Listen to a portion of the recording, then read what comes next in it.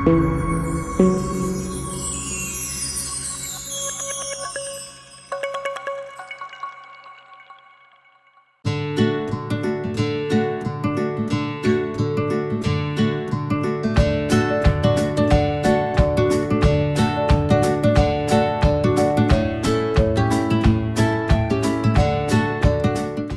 dear friends, today you will be slightly surprised after observing this topic.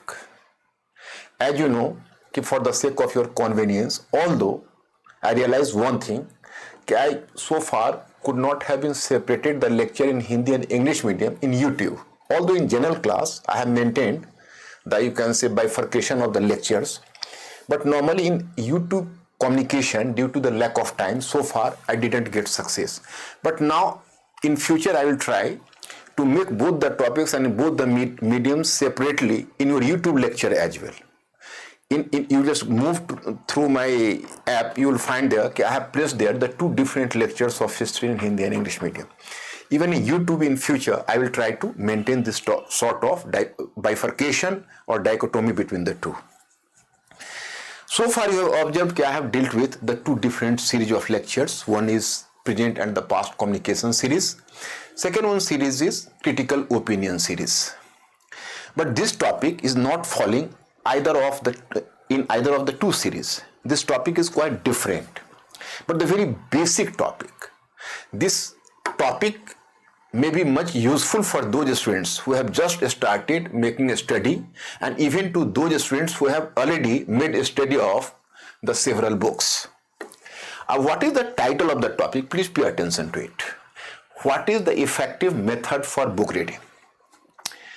My students, here the basic contradiction in the whole preparation is that here I can prefer to cite an analogy in foreign policy of India. Various experts have continuously been using the term lookist policy. So some critics have just quipped, we are talking about the lookist a lot, but we have not paid so far sufficient attention to Northeast. So we are just demanding a list of the books. Actually, my attention has been drawn by those students who have placed their specific demand, ki sir, give us a list of the books. How can I convince them? In UPSC preparation, the too many books reading is just a luxury. It is not practically possible. Many of you are coming from the background from which you have not done your graduation or not done your degree. Even if those students who have, you can say, chosen the specific subject during their graduation days and they are just opting for an optional paper and they have just opted the same optional, but they are in the same condition, almost the same condition, almost. Why? Because in university days also they have not made the serious study.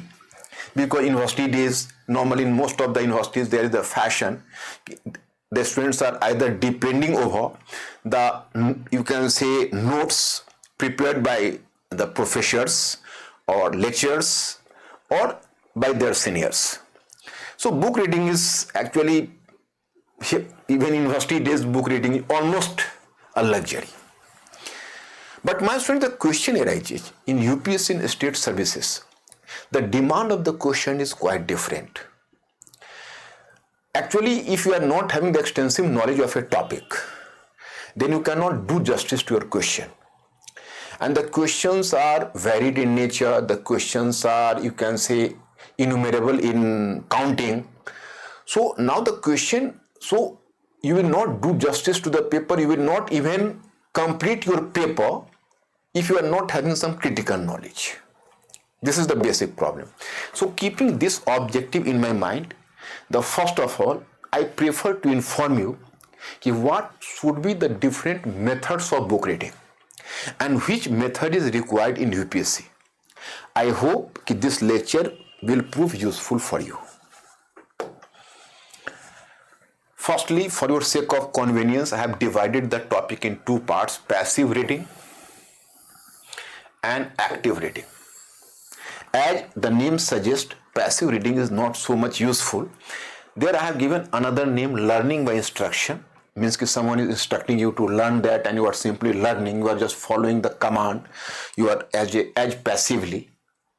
And reading for information or informations even you can say.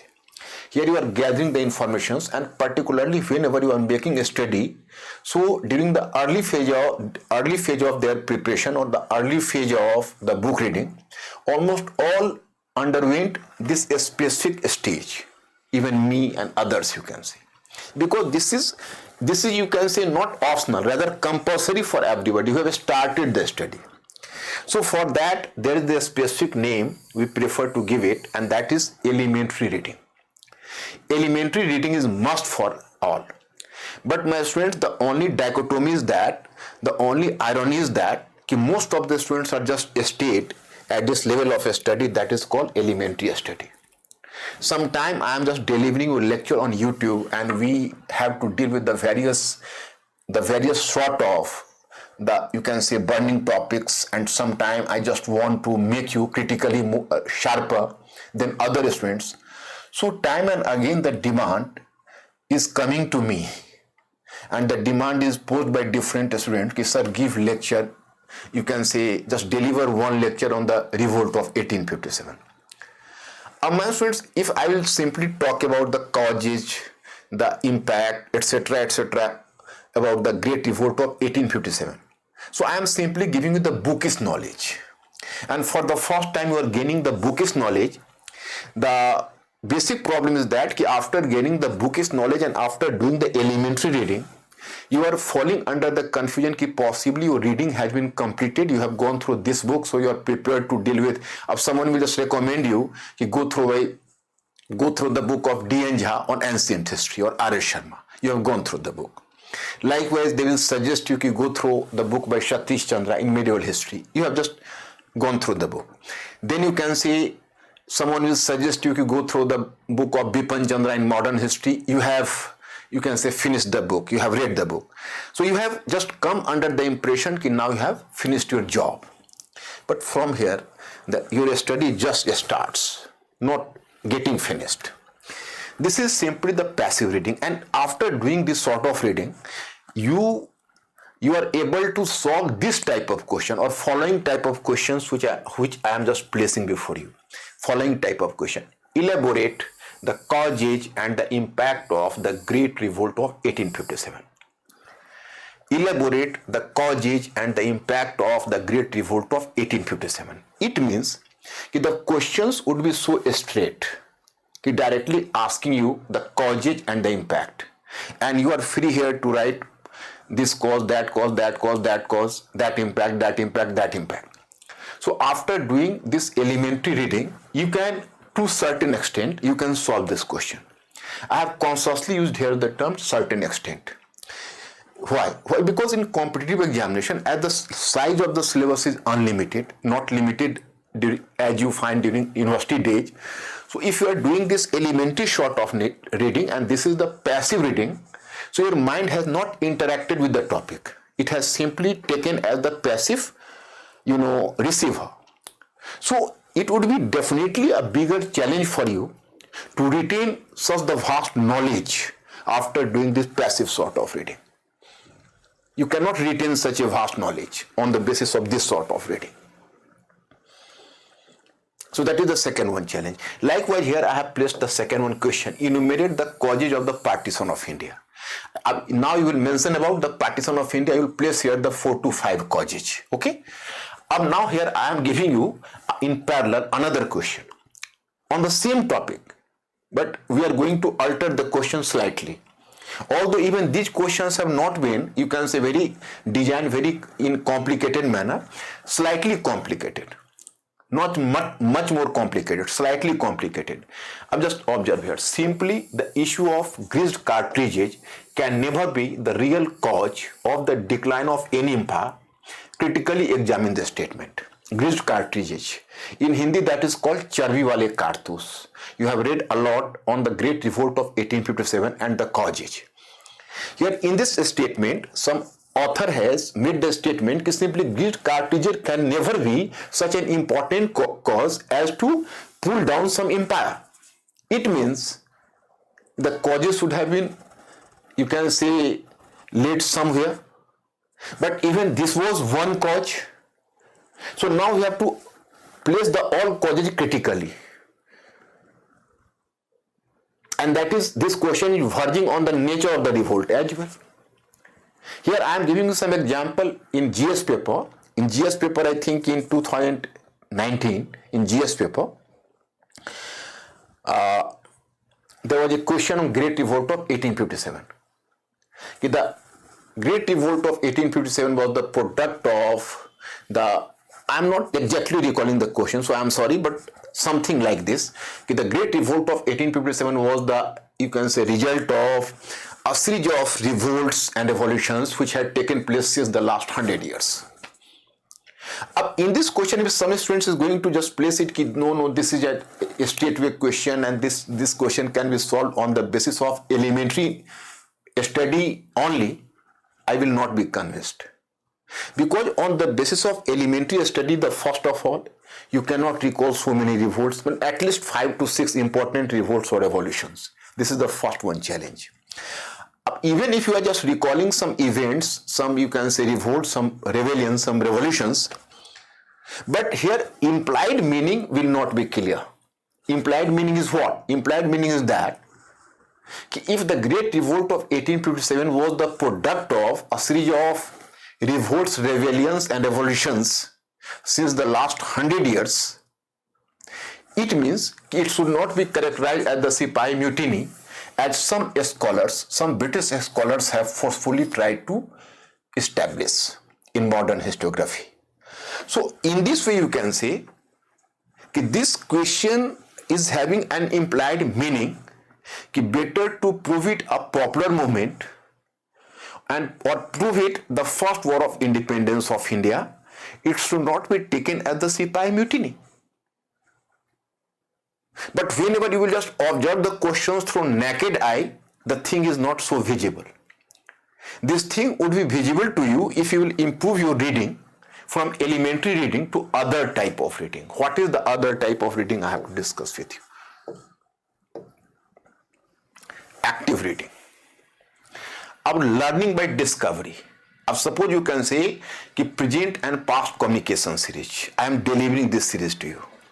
But you can, anytime you can compare this topic with any specific topic in the book, journals, magazines, you will never find such a topic. Why? Because I have discovered the topic. I have gone through so many sources and then I imagine that this should be the nature of the topic. So whenever you are just rising from the status of simply a passive reading to active reading, so your mind interacts with the topic and then you are creating topic at your own. Now you can say active reading, learning by discovery, reading for understanding. This is reading but not for information, understanding. Normally you can say students always prefer that the topic should be easier. We have to go through this topic, a teacher is delivering the lecture, so I have to collect all the ideas. Suppose you can say I am going to simply discuss about these are the causes of the Great Revolt of 1857 and just like the story I am going to brief each and everything. So you will be getting excited, oh, aha, eureka, I have got a lot. But truth is what? Truth is that as your mind and my mind is on the same plan, so you are not understanding, you are simply gathering information. You will find difficulty in interacting with me sometime. It means you are getting something new that you are not, you can say, familiar with earlier. But now you are gathering something new from me. Can you believe that even today, at least whenever I am going through the articles of some scholars, one scholar I am just, you can say, recalling, Pratap Bhanu Mehta. So always I preferred his article. If I find in newspaper any article by Pratap Bhanu Mehta, I always prefer to go through it. But at least I am supposed to go through the articles twice. Only then I can do justice to the article. I myself sometimes face the challenge to explore the hidden meaning of the article. But then I am learning something. The same A.K. Noorani or whatever the author, so abstract his article is, it takes too much time for me, and it takes too much my time to explore the meaning. So it is very natural. So whenever you are just making a study of understanding, so that is obvious. Anyway, let me brief first. 4 types of reading: elementary reading, inspectional reading, analytical reading, and syntopical reading. But my students, inspectional reading, I am not placing this inspectional reading in a different category. I am taking this inspectional reading simply as a bridge between the elementary reading and analytical reading. Why? Because elementary reading is giving you the basic information, basic knowledge. And then analytical reading is giving you the penetrating insight into the topic. But as elementary reading is the simple reading, so you are just gathering information, you are moving from one topic to other topic. So that proves, you can say, relatively easier for you. You are having the single one burden to retain the things. But you are moving to analytical reading, so that is, you can see, very complex type, slightly complex type of reading, and there is the various level of meaning which you are supposed to explore. So if you will directly jump from elementary reading to analytical reading, you will find difficulty to explore the actual meaning of the, articles or the book or the chapters. So then what is the way? Way is that there should be some sort of inspectional reading at the middleman, at the bridge. What is inspectional reading? You are not going through any article or any chapter directly. You are just firstly observing the title. If you are going through the book, then you can say observe the title of the book, title page, then the cover page, what you know as blurb. Then you are going through table of contents. Then you can even go through the concluding point, 1 and 2 pages. So after that, you come to realize what is the objective of the author, what is the structure of the text or structure of the book, and what is the basic meaning of the book and message of the book. So these points becomes clear, then you will start writing from chapter to chapter. So that is much more useful for you. But my student, here I have not to try, I will not prefer to, here you can say, divert you from the main course. This is possible after doing elementary reading. And you have done the elementary reading and you are prepared for, now you can say, analytical reading. So actually do the inspectional reading first. Now this inspectional reading is much useful for me. You can ask me the question, as I am not having the luxury to go through so many books, so what is the use of this inspectional reading for us? So there I will recommend you can use the inspectional reading while going through different articles. Here I am giving the example, suppose you have to deal with the article like the Indo-Burma relation, Indo-Myanmar relationship, or you can say the military rule imposed on Myanmar by junta and the reactions of the different governments of the world. Suppose you have just gone through the one article. You have gone through the one article on the same topic. You will find various articles from time to time from journals, newspapers, even from your coaching institute materials, whatever may be the source. So now my students, the same thing you are going to repeat it. So that will be extra time taking for you and sometimes even useless. What is the use then? Use is that now you have to do one thing. Firstly, do inspectional reading after going through the articles or making some base on the topic. Then before going through some article, you have to make inspectional reading. Go through the title and make a cursory look to the whole article. What is now useful for you and what is simply the repetition. What is simply the repetition or what is the useful for you. And whenever you will come to realize that this article is worth reading, only then go through the article. This method is, and this you can say, this method is much useful in comprehension paper. Whenever you are just doing in CSAT comprehension. So in comprehension is not possible without doing inspectional reading. Before going through this whole passage, a student should go through the inspectional reading first. Title, the middle part, the last part, then go through questions first, and then just start to read the passage.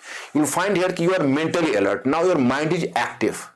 Your mind is just doing interaction with the passage. So that will be much useful. And then automatically you can see you have selected 5 to 6 articles on Indo-Myanmar relationship, particularly the reactions of India, particularly you can say the role of China, etc. So then you can do here the analytical reading. And suppose in optional paper you are going through, so you have gone in medieval history, you have gone through the approach of Satish Chandra on the decline of Mughal Empire, and then Irfan Habib. Then you will find here the approach of APJ Marshall, you can say Karen Leonard, Muzaffar Alam, so that they will give you the alternative view. So suppose you have to go through more than one author, then the analytical reading is useful for you. And without doing the analytical reading, you cannot do justice to the questions or the, you can say, keywords like critically examine,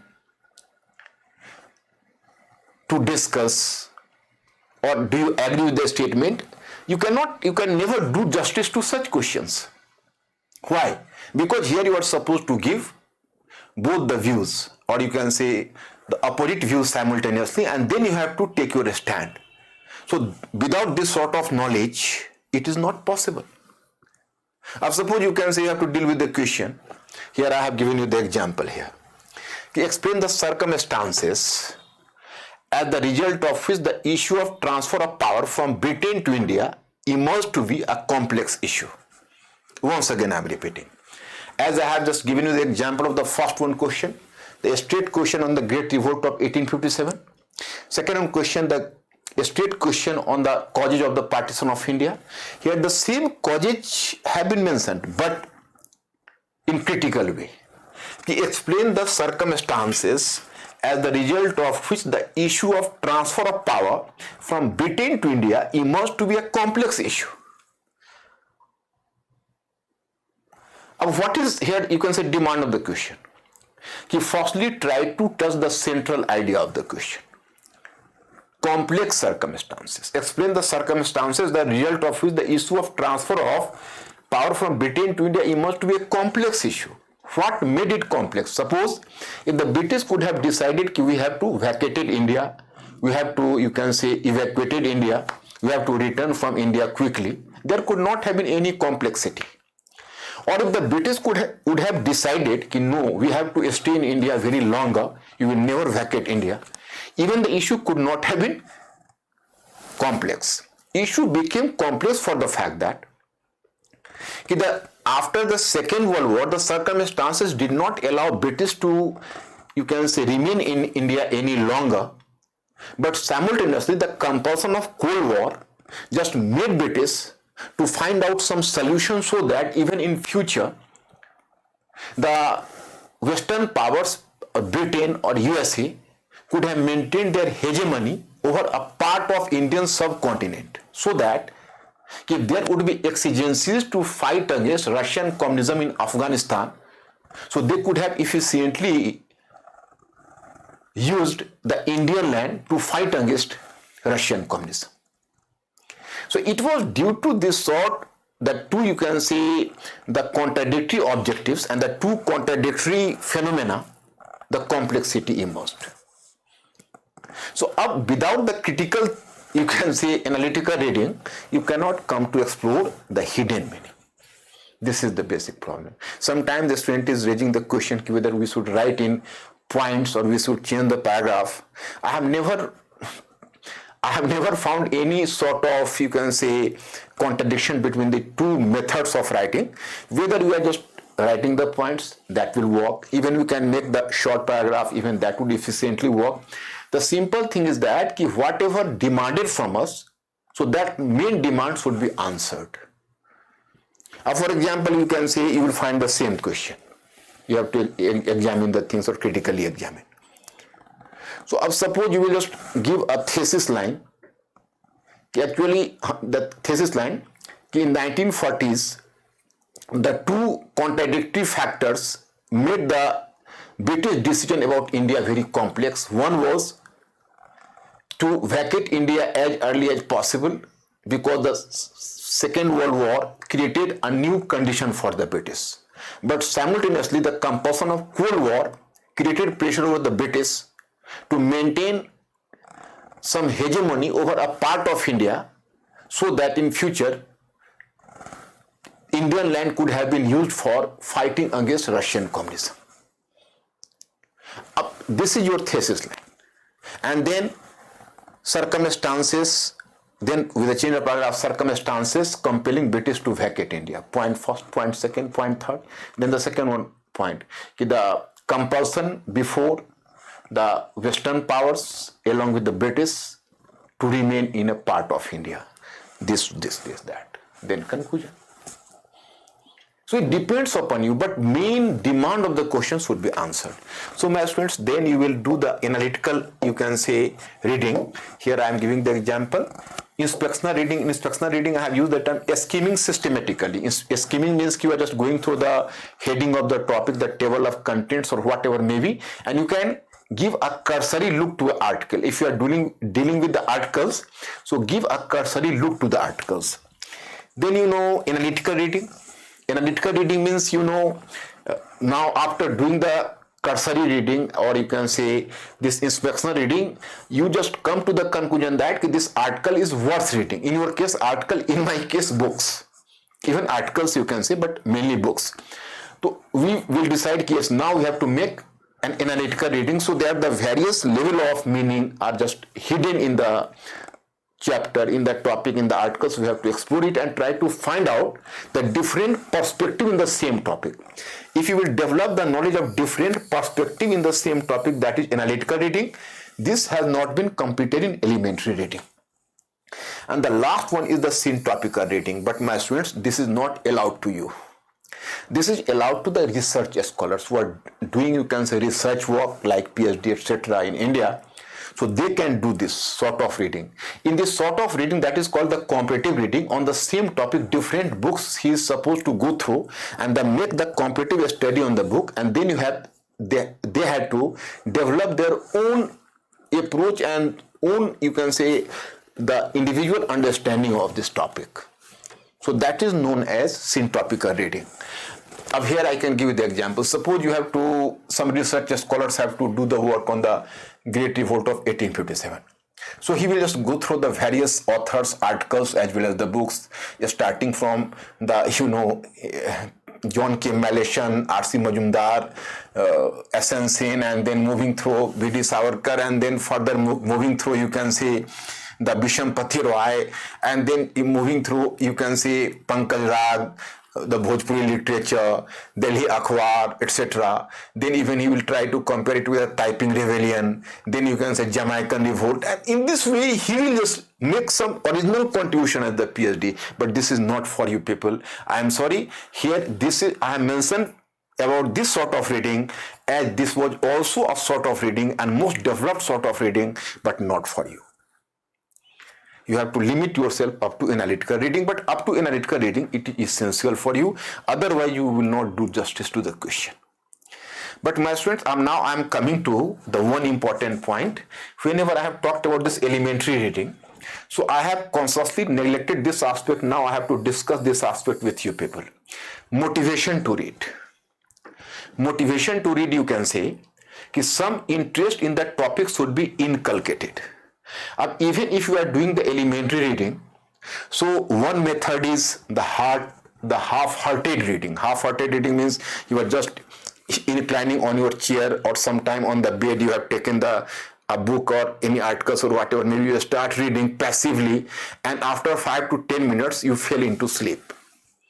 So this sort of reading will not work. Even elementary reading requires some mental alertness, because after all you are just gathering some informations also. So it is also a slightly painful process, not so smooth as you are sleeping and then going through the articles. So, but at least you need some motivation to rush to the book. A book is just, you can say, keeping there. Sometime you are just moving to the book, but after 2 pages you are moving to your kitchen, just, you can say, preparing your tea, a cup of tea, then you are taking the tea. Sometime after going through, I have to go through the television to find out some score of the match. So in this, we are getting diverted because you are not having the natural interest in going through the book. So the first thing is, or the cornerstone of the total study is motivation to read. And this motivation to read would not be visible till you have inculcated your natural interest into the topic. So it is here, my students, the new NCERT books are much useful for you. I am simply recommending 3 presently for the basic study, class 6, class 7th, class 8th. And you will start the reading, you will try to find out that the kids have been taught by, you can say, some scholars of the time. Actually, even the class 6th NCERT, 7th, 8th. So these NCERT books have been formulated by the great scholars of India and based on the NCF 2005 National Curriculum Framework. So actually, here I am giving the example. Now suppose you are just going through from one chapter to another chapters. Now you are just, without any preparation, you are going through. NCERT book has not, you can say, started in the stale manner, and you can say in the very repeated manner. This NCERT book has started in a very afresh manner. Very afresh, you can say. How? Now you can take the first one chapter. In first one chapter, class 6th NCERT, there is a character Rashida. So NCERT book has started in this manner. What is the topic? When, how, where? And कब, कहाँ और कैसे means sources of study. That is the topic. So actually here author has started the topic. Rashida is going through some newspaper, and in the newspaper her eyes fell on a news, and the heading of the news is ki 100 years earlier or 100 years before. So she is surprised ki how can anybody know about 100 years back? 100 years back, how is it possible? So then she started to think, and it is here ki very smoothly the author has brought you into the main question of sources of study. Because there is no eyewitness, so simply sources. And sources is archaeological source and literary evidence. So in this way, here the author has tried to inculcate your natural interest into the topic. The same happens in the next one topic. What is the heading of the topic? Heading of the topic is the early man. But how did this chapter start? Ki Tushar is just going to attend some function in cousin's wedding, and he was just sitting beside a window of a train, a compartment in a train, and he was just looking through the window, the field, the agriculture field, and the various trees and the various scenarios. So in the meantime, his uncle tapped on his shoulder and just told him, do you know that the train has started nearly 150 years back, and buses just started to ply on the road some decades after. So then he started to think, if train were not there 150 years back, then how did the people move from one region to another region? Before that, the people were sitting at one place. They were static. They were not mobile. But in the meantime, the idea came to his mind, no, it could not have been such a situation. So in this way, they have just make you clear how the early men worked. In your very preface, they have made this point clear. History is a social science, but unlike other social sciences, which talk about the present, which deal with the present, history deals with the present, the past of the present. Through history, you come to know how the present has evolved. So it means you have to go through the knowledge of changes. So they are just inculcating the natural interest into the topic. What the dates speak in modern history? Start with the chapter. So my students, keeping this objective in my mind, I have given assignment to one of my students and now an expert, Mr. Aman Jha, at least to deal with the 2 NCERT first, the class 6th and class 7th. And he is the very experienced man because he has appeared in the 2 interviews in UPSC, and this year I hope he may be finally selected. Rather, you can say maybe I am taking a safe side, and he's from background an engineer, but he inculcated a natural interest in history. So he can very well understand your position. About me, you can ask, you are from history background, but he is not from history background. So my students, now you can say I am from humanity background, but he was not, he was an engineer. But he is having the grip over the subject and he is a very good student, and he is presently assisting me. So I have given this assignment to him. He will just carry you through the NCERT book of class 6th and 7th, and he will raise the issue. He will go through chapter to chapter and you will follow him. If you will demand further, and if we deem fit, we can extend it to the class 8th as well. But firstly, I am promising you class 6th and 7th. Then you can move to the class 8th as well. It depends upon your interest, how much interest you have just shown into the discussion and in the lecture. So from Monday, he will start Monday, Tuesday, Wednesday, 3 days in a week. And possibly it will comprise of 15 to 20 lectures, depending on how many NCERT books would be covered. So today I am stopping here, and once again I will come to see you time and again with some new topic. Thank you very much.